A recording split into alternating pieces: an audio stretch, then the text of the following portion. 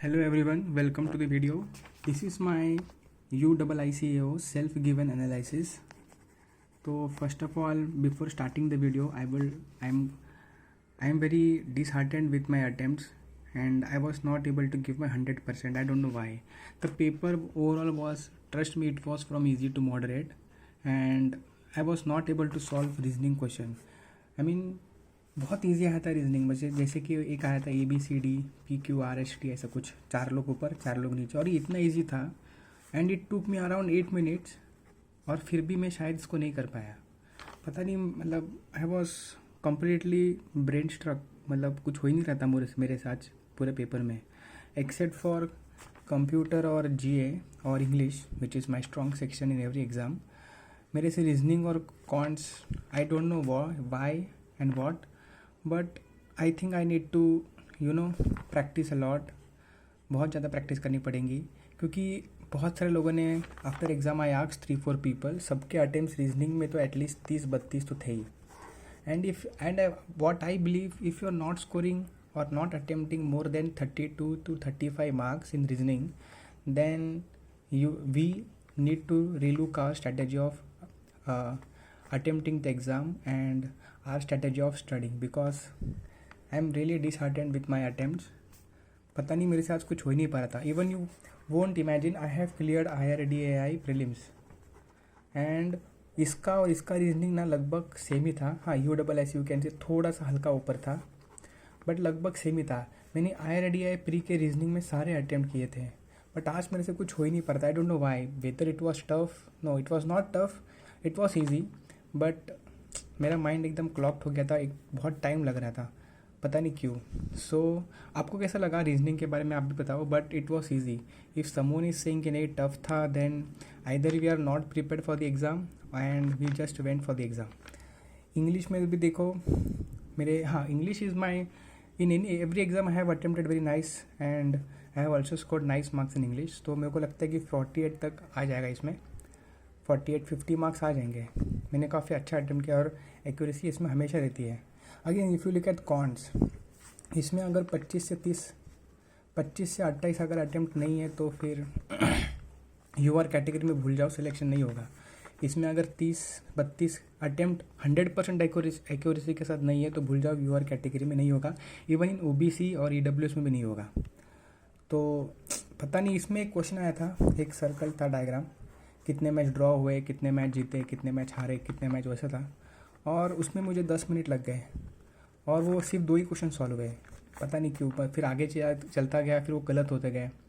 Then I move to the miscellaneous section. तो वहाँ पे मैंने कुछ अटेम्प्ट किए, जैसे हाँ, अप्रॉक्सीमेशन के इजी क्वेश्चंस थे बहुत, क्वाड्रेटिक के इजी क्वेश्चंस थे, ऐसे कुछ, और रॉन्ग नंबर सीरीज़ के इजी क्वेश्चंस थे.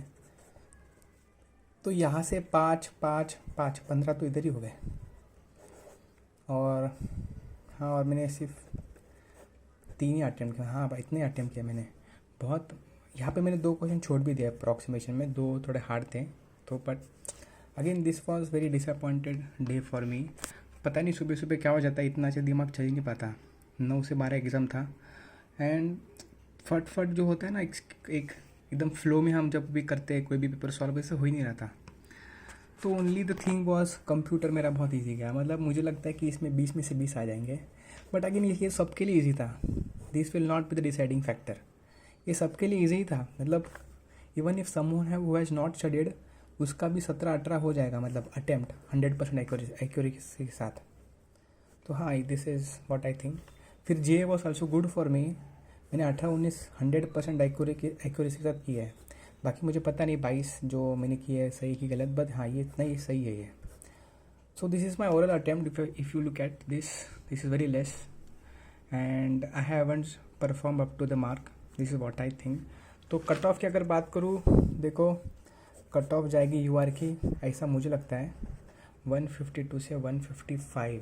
हाँ देखो, क्योंकि वैकेंसी बहुत कम है इसमें, सिर्फ 100 वैकेंसी है. और लास्ट ईयर 200 मार्क्स जब था कट पेपर, तब कट ऑफ कितनी गई थी? 127. 200 में से 127 कट ऑफ गई थी. अब तुम लोग बोले कि नहीं उस वक्त सेक्शनल टाइमिंग नहीं था, बट देखो सेक्शनल टाइमिंग नहीं था, आई एक्सेप्ट, पर लेकिन पेपर भी सिर्फ 2 घंटे का ही था ना. और अभी पेपर कितना है, 150 मिनट्स का है, 30 मिनट्स एक्स्ट्रा है अपने पास। तो बहुत सारे देखो, और लास्ट ईयर मान लो 2 घंटे 120 मिनट्स का पेपर था, तो जे और करंट अफेयर्स को मान लो 10 मिनट में ख़त्म हो गया, तुमने तो बहुत टैलेंटेड हो, 10 मिनट में ख़त्म। तो 110 डिवाइड बाई 3, क्यूआरई के लिए 3 ना, तो पर सेक्शन कितना आया ये 33.33 मिनट्स।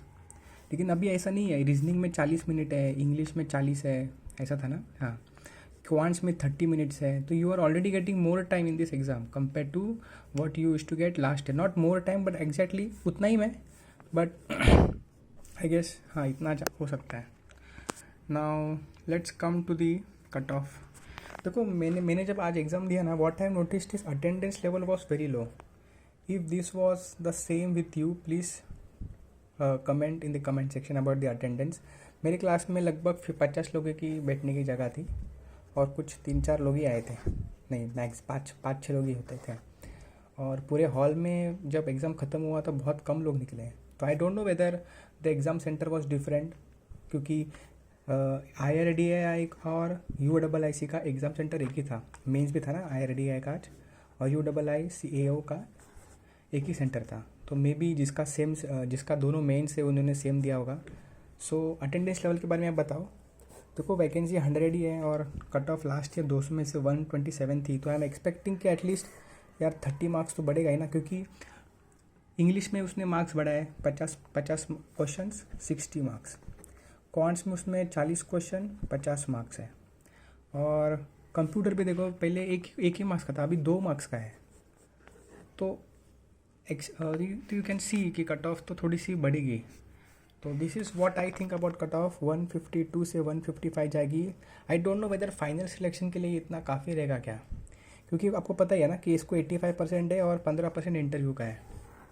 तो फाइनल सिलेक्शन के लिए again what I think is 160 तुमको लाना पड़ेगा यार, क्योंकि देखो I know this is very high, but IRDAI के एग्ज़ाम में देखो क्या हो गया, सबको लग रहा था कि कट ऑफ जाएगी 95 to 98, even I said 98, but गई कितनी 110। ये मैं इसलिए बता रहा हूँ क्योंकि भाई हर साल क्या है कि कंपटीशन बढ़ते जा रहा है, नंबर ऑफ़ एप्लीकेंट्स बढ़ते जा रहे हैं। CGL में देखो क्या घपला हो गया, 153 कट ऑफ है। Take any exam other than UPSC और RBI grade B, the cut off is increasing every year. So this is what I think. Final selection के लिए मुझे लगता है कि 160 तक जाना चाहिए, 85-15 का लेके। हाँ लेकिन इंटरव्यू कॉल के लिए इतना सफिशेंट है। Now it depends upon your category also. मेरे को लगता है कि अगर कोई SC वाला है तो उसका 140 तक शायद हो जाना चाहिए। सो this is my analysis of overall exam. Please do comment what you think about the cutoff and whatever attempts that you have given. Till then, thank you. Please do comment and subscribe.